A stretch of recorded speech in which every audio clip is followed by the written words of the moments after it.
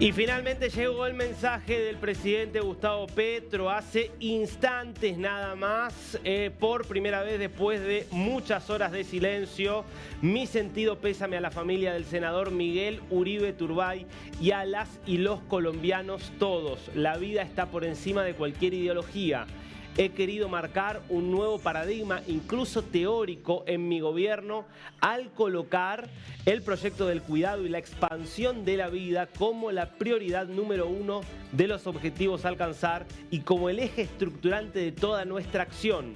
Lo hicimos precisamente en un país que vive una paradoja inmensa: ser el espacio de mayor diversidad natural y humana del planeta y al mismo tiempo ser uno de los países con más violencia permanente, donde se mata sin ningún sentido. Las violencias en Colombia la violencia en Colombia viene siendo derrotada a través de las últimas décadas, después de un genocidio político desatado entre liberales y conservadores que dejó 300.000 campesinos muertos, después de otro genocidio político cometido contra la izquierda del país, hemos pasado a una violencia centrada en las economías ilícitas que se arrincona cada vez más en las fronteras y los puertos. Pero la muerte nos da sorpresas y nos asalta aún.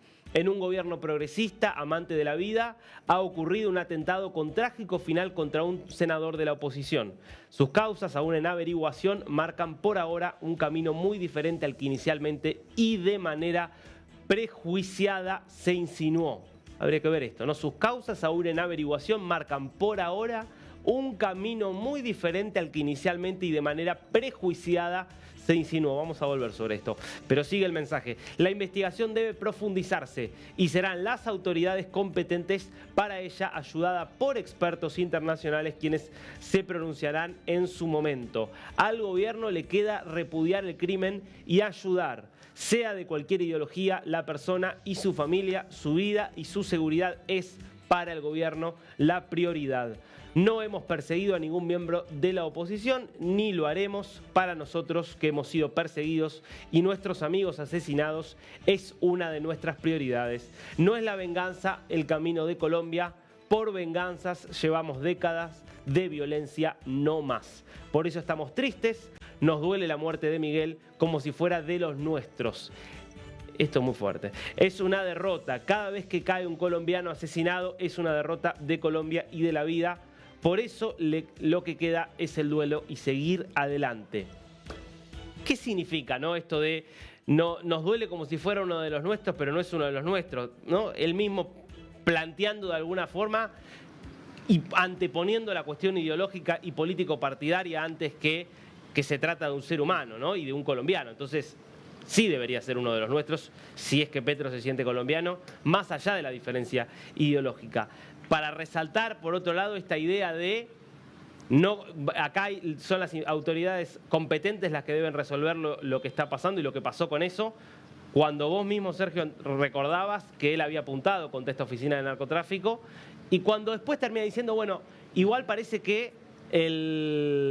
ser que las investigaciones ahora apuntan en un camino diferente. Enigmático un poquito este mensaje del presidente, Sergio.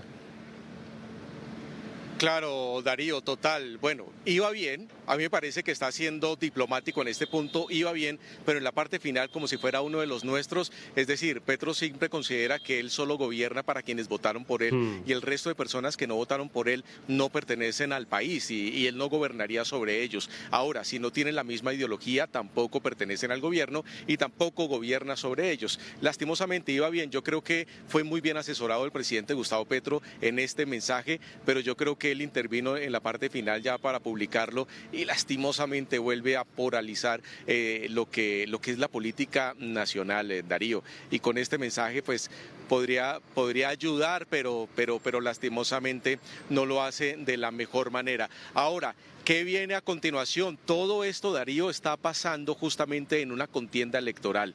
En este momento, Darío, hay cerca de 73 precandidatos a la presidencia de la República. Bien lo decías, la Unidad Nacional de Protección no le brindó lo que estaba exigiendo Miguel Uribe antes del atentado. Ya estaba diciendo que necesitaba tener mayor protección y no se la dieron. ¿Qué va a pasar con estos 73 precandidatos. ¿Tiene el gobierno los recursos suficientes? ¿Tiene la Policía Nacional los recursos suficientes? Porque según lo que han dado a conocer las autoridades desde el propio Ministerio de Defensa, es posible que a otros precandidatos a la presidencia también resulten en algunas amenazas y en algunos hechos de violencia. Ojalá que no, pero en un país donde está totalmente polarizado políticamente y con hechos de violencia cada vez más fuertes, Darío. Bueno, reacciones además que exceden obviamente al propio gobierno. Prácticamente toda la oposición ha hablado también de lo sucedido, pero nos vamos a quedar con obviamente el personaje más emblemático, alguien que por cierto ha sido noticia en las últimas semanas por el proceso judicial que lo ha dejado condenado y por ahora con arresto domiciliario, que es el expresidente Álvaro Uribe, que publicaba lo siguiente en relación a esto. Recordemos que iba a ser candidato por su partido, Miguel Uribe. El mal todo lo destruye, mataron la esperanza. Que la lucha de Miguel sea luz que ilumine el camino correcto de Colombia.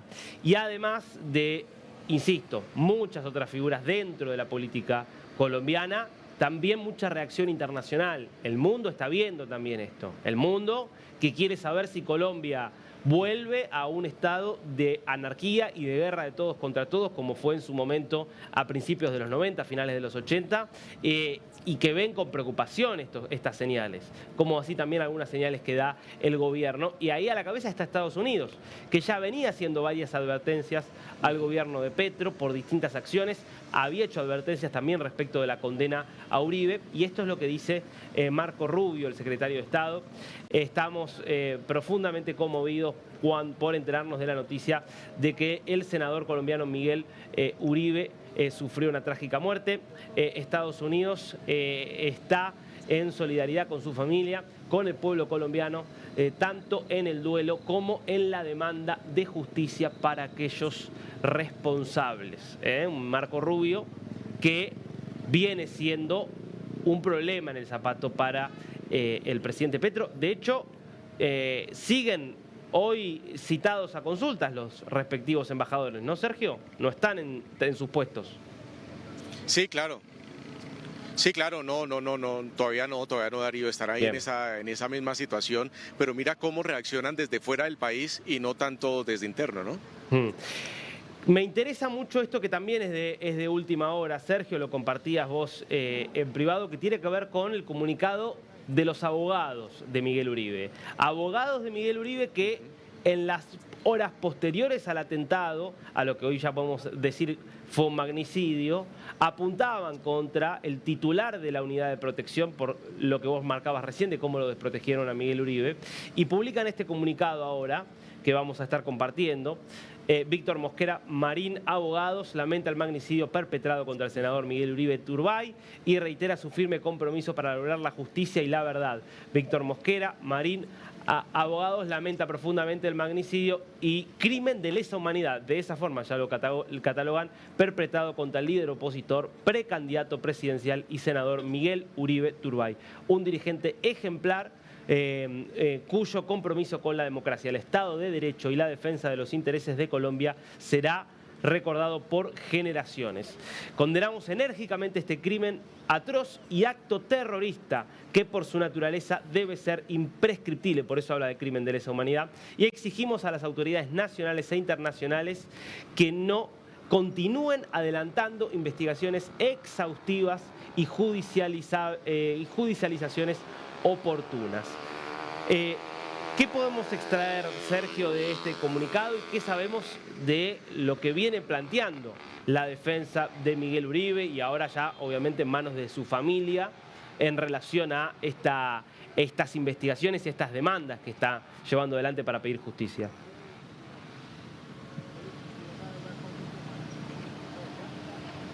Sergio, no sé si perdimos el contacto. Darío, ahí. Ahí estamos. Ya te tengo nuevamente. No. Había perdido comunicación interna contigo, pero mira, sí, lo que está diciendo aquí el abogado de Miguel Uribe, Víctor Mosquera, es algo importante, además porque él ha visitado no solo los estamentos nacionales, sino también internacionales. Él estuvo en los Estados Unidos pidiendo que intervinieran al gobierno nacional, o por lo menos le hicieran un llamado para que no estuviera haciendo pronunciamientos sobre el proceso del atentado a Miguel Uribe. Adicional a eso, si recuerdas, también se presentó una demanda por parte de este abogado representando a Miguel Uribe ante la Comisión de Acusaciones de la Cámara de Representantes, porque estaba denunciando que el presidente Gustavo Petro había realizado cerca de 23 trinos, los cuales iban en contra del senador Miguel Uribe. No estaba diciendo que habría sido parte de los organizadores del atentado, pero sí que estaba entorpeciendo toda la parte de investigación. Es decir, es una oficina de abogados que ha estado muy atenta sobre esta situación, pero sobre todo siguiéndole los pasos al gobierno nacional frente a estos hechos y todas las hipótesis que se han realizado a través de Gustavo Petro sobre el atentado de Miguel Uribe, que son varias, Darío, que son varias, y esto justamente es lo que el abogado fue a los Estados Unidos a presentarlo ante la justicia internacional para que el gobierno colombiano no estuviera metiéndose dentro del proceso de investigación para determinar justamente quién dio la orden para poder atentar, que ahora se convierte en un asesinato, a Miguel Uribe.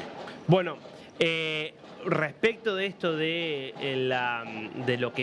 clima de alguna manera que fue creando el presidente Petro, recordemos que hay mucha gente en Colombia que cree que es de alguna forma corresponsable. Ante nosotros nos lo dijo aquí el expresidente Andrés Pastrana, que dijo: el clima que creó el presidente Petro de violencia, de confrontación, no se puede desligar del atentado que termina con la vida de Miguel Uribe, de la misma forma que además muchos creen que las investigaciones también se están viendo entorpecidas, como vos lo marcabas, por las declaraciones de Petro.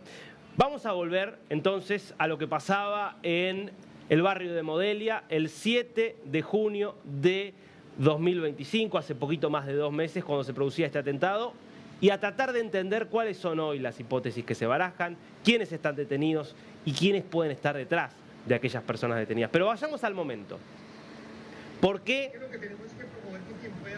se habla de un error garrafal en materia de protección?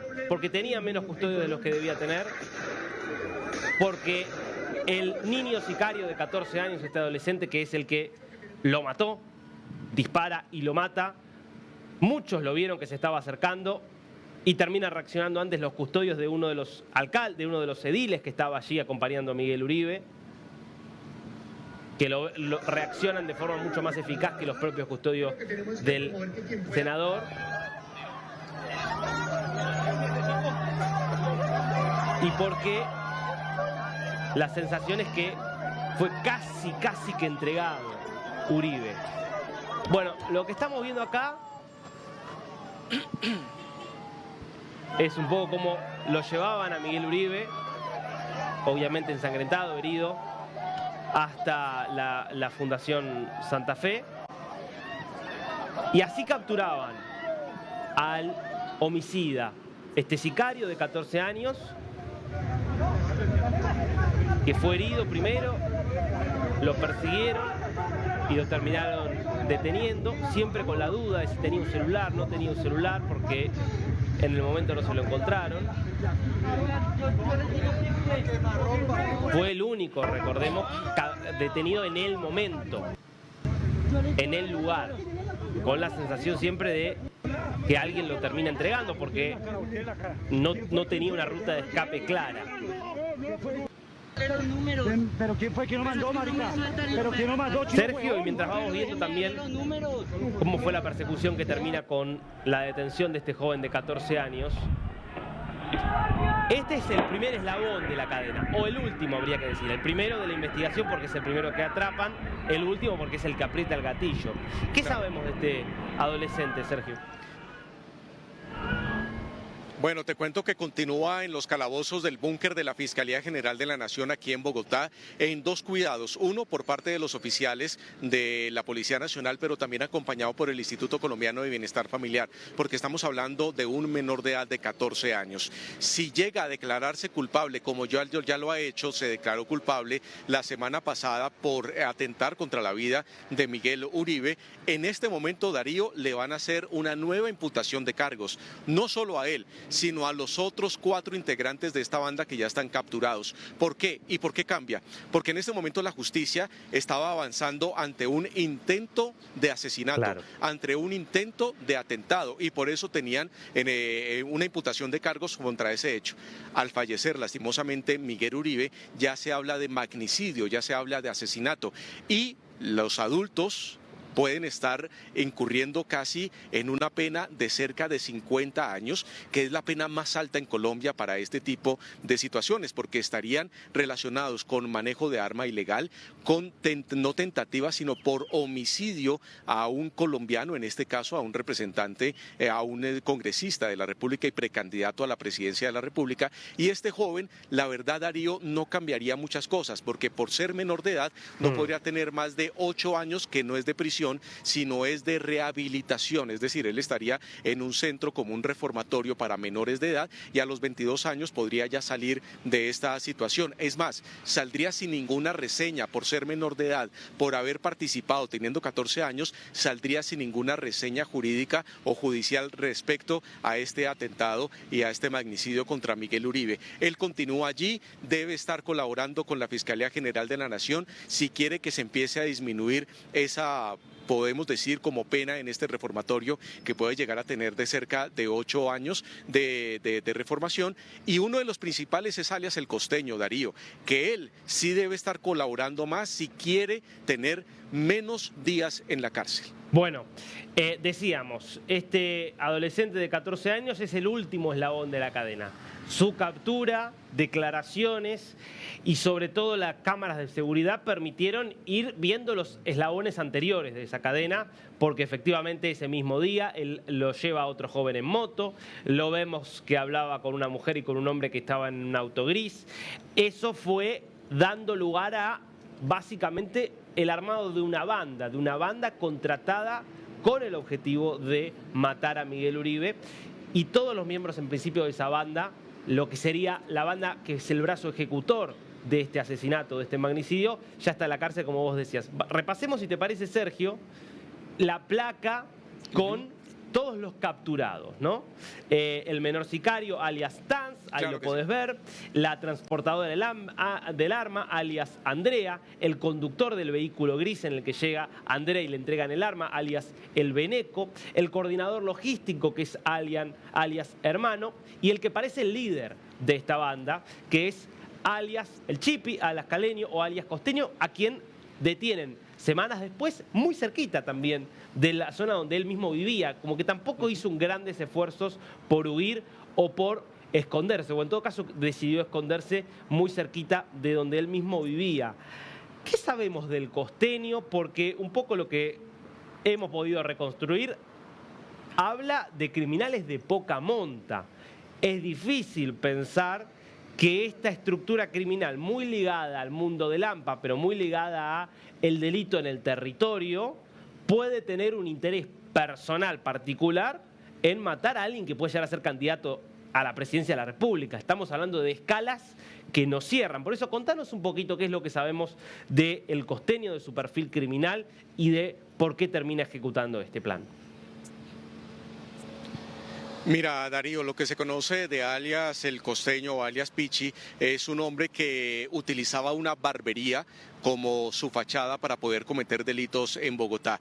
Las investigaciones de la Fiscalía, del CTI, de la Policía General de la Nación, de la Policía de Colombia, apunta a que él habría participado en otros atentados y en otros hechos contra políticos en Colombia, pero también contra firmantes de la paz de las propias FARC en el año 2016. Tendría una relación directa con el Zarco Aldinever, que es uno de los máximos cabecillas de las disidencias de las FARC.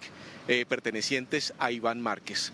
¿Y por qué se habla de eso? Se habla que él, estando en la guerrilla en el Caquetá, al parecer fue parte del esquema de seguridad de Aldinever y también de una de sus parejas sentimentales. Por lo tanto, tendría una relación directa con la presencia de estas disidencias de las FARC en el departamento del Caquetá, allí en Florencia. Y justamente, Darío, cuando capturan a alias Gabriela o a alias Andrea, es allí, en la ciudad de Florencia. Ella dice que le estaban dando esa protección, que le dijeron que se dirigiera a Florencia en el departamento del Caquetá, una zona que tiene alta presencia de la guerrilla, sobre todo de las FARC en la época de los 90s y en la época de los 2000, y que ella lo que quería era salir de este lugar e irse hacia Ecuador con su pareja.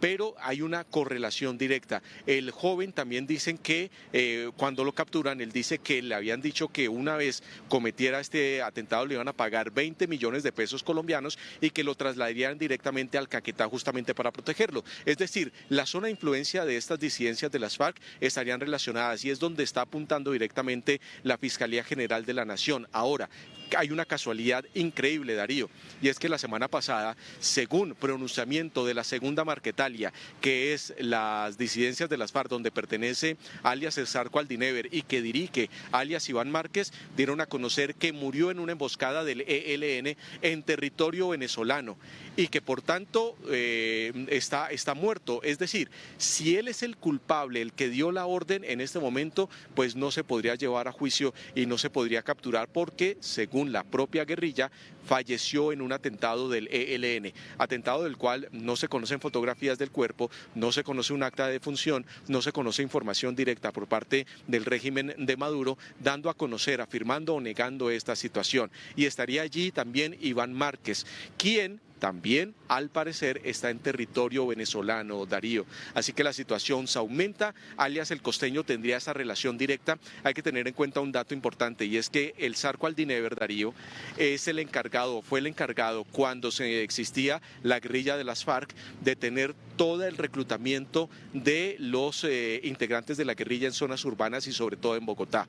Él conoce cómo se maneja el territorio bogotano, cómo se hace toda esta parte de reclutamiento y sobre todo los atentados en la ciudad. Bueno, importante esto que marcas, porque entonces queda claro que estamos acá hablando del Costeño como el líder del brazo operativo, el Costeño quien contrata, digamos, o subcontrata a quienes terminan entregando el arma, partificando la logística y finalmente al niño sicario que es el que aprieta el gatillo. Ahora, el propio Costeño, entonces, todo apunta a que alguien lo contrató para que cometiera este crimen, que alguien le dio la orden, necesitamos matar a Miguel Uribe Turbay. Y entonces, claro, cuando vos introducís las disidencias de la FARC, empieza a tener un poco más de sentido, porque ya uno empieza a ver una organización de otra estructura con objetivos de otro tipo, ya objetivos que implican jugar el juego grande de la política nacional colombiana, de la violencia y del crimen organizado a nivel grande en Colombia. Entonces, veamos justamente un poco estos dos personajes de los que vos nos hablabas, Sergio, con los que por lo menos tenemos indicios de vinculaciones respecto del Costeño, que son justamente Zarco Aldinever, a quien mencionaba recién, e Iván Márquez, ¿no? Que es uno de los principales cabecillas de lo que son las disidencias de la FARC al frente de la segunda Marquetalia. Sí. Interesante esto que vos nos decías, Sergio, acerca de cómo Zarco Aldinever, bueno, quizás fallecido entonces, o quizás abatido en este duelo con el ELN, no lo sabemos, pero por lo menos está esa información que vos nos dabas. Era alguien que se dedicaba justamente a el reclutamiento en zonas urbanas. Entonces, tiene mucho sentido pensar que tenga vínculo directo con bandas que operan en el entorno urbano, en este caso de Bogotá, y que tenga relación directa con sicarios que operan entonces en el territorio. Entonces ahí ya tenemos una primera línea y vaso comunicante. Y uno podría preguntarse, ¿por qué Iván Márquez o alguien de las disidencias de la FARC podría tener interés en matar a Miguel Uribe? Bueno, porque claramente Miguel Uribe estuvo en contra en su momento de la firma de los acuerdos de paz que se llevan adelante durante el gobierno de Juan Manuel Santos para poner fin a la guerra con la FARC, un acuerdo que hay que decirlo, salió muy mal porque hoy el crimen organizado y las guerrillas en Colombia son más fuertes de lo que eran en ese momento, entonces fue un acuerdo que evidentemente no salió bien y es alguien que si ganaba la elección, seguramente iba a estar muy en contra de avanzar en propuestas de diálogo como las que está insistiendo el presidente Petro desde que asumió. Entonces, por lo menos ahí uno encuentra un móvil. Después habrá que probarlo si efectivamente Aldinever y Iván Márquez dieron la orden. Ahora, que podrían tener un interés en sacar del camino, en sacar del juego a alguien que si ganaba la elección del año que viene iba a tener una política mucho más dura contra ellos, por lo menos hace sentido, por lo menos tiene explicación. Me parece que esto es lo que hay que ver. Y después lo otro, Sergio, que estamos hablando de grupos que operan desde Venezuela amparados por el régimen venezolano, al mismo tiempo que el presidente está haciendo acuerdos con el gobierno venezolano y está diciendo lo vamos a defender a Maduro si viene Trump a atacarlo por ser, no un presidente de Venezuela, por ser un jefe criminal. Digo, son conexiones todas muy feas realmente, pensando en el momento que está viviendo Colombia. Total, Darío, total. Y yo creo que ese punto final del cual estás hablando podría ser lo que sí es cierto, que las disidencias de las FARC estaban detrás del atentado, del crimen contra Miguel Uribe, pues tiene toda la razón, porque el senador Miguel Uribe siempre fue muy crítico de la relación de Petro con Venezuela, fue muy crítico de las elecciones que se realizaron allí en el último año en Venezuela, ha sido muy crítico del régimen de Chávez, del régimen de Maduro, y por supuesto, si en este momento sube la oposición al gobierno colombiano, llega nuevamente a la Casa de Nariño, por supuesto, las relaciones con Venezuela vuelven a fracturarse. Ya esa zona binacional del cual propone Petro no se realizaría. Ya los acuerdos que tiene Gustavo Petro con Venezuela no se realizaría. Ya no harían esos mensajes pues respaldando el régimen de Maduro, sino sería todo lo contrario. Entonces puede que sea por ahí, Darío, la situación de la cual sí es cierto que las disidencias de las FARC estarían detrás de esto y pues venimos a conocer a Miguel Uribe durante este atentado como una persona que tenía todas las posibilidades para llegar a la presidencia de la República, con muchas características políticas para liderar el país. De pronto muchas personas en Colombia no habíamos visto eso, algo que sí tenían claro los que dieron la orden para poder atentar contra Miguel Uribe y pues desestabilizar el país como hasta el momento se ha hecho, Darío. Recordemos, ¿no? Para hacer un poquito de historia, Miguel Uribe es el 8º candidato a presidente que es asesinado en la historia colombiana.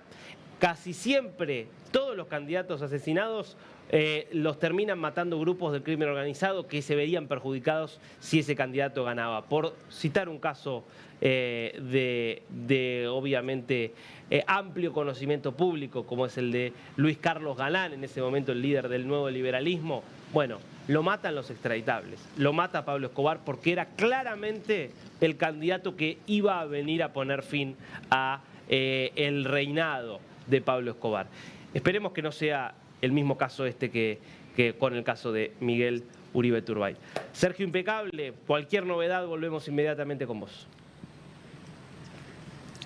Claro que sí, Darío, estaremos atentos qué pasa con el cuerpo de Miguel Uribe aquí en Medicina Legal. Pasará a Cámara Ardiente en el Congreso de la República y sus exequias se van a realizar en la Catedral Primada. Estaremos atentos en la confirmación y todo eso ustedes lo van a ver a través de la pantalla de DNews.